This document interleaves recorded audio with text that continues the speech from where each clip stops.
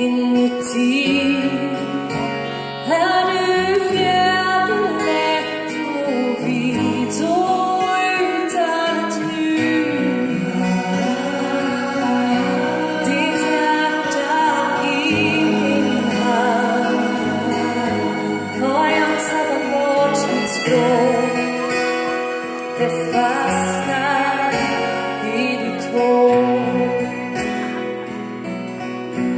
Jag kan inte ens gå utan din luft i mina lungor. Jag kan inte ens sova när du inte ser på. Och genom skyligt blå vill jag utan tiden it's all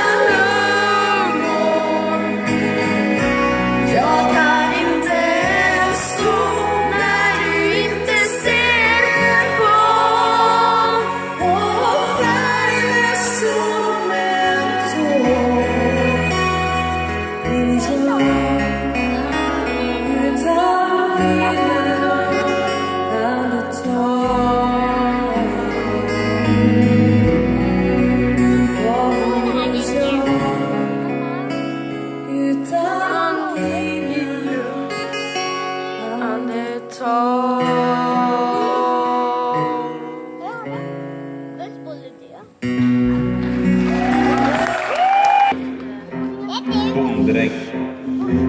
Men det är aldrig för sent att sadla om. Man blir lite nostalgisk här när man är här i Sankt Anna.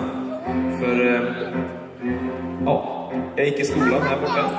Nere i Sankt Anna skola. Den här underbara skolan. Så ni kan tänka hur det såg ut runt 89.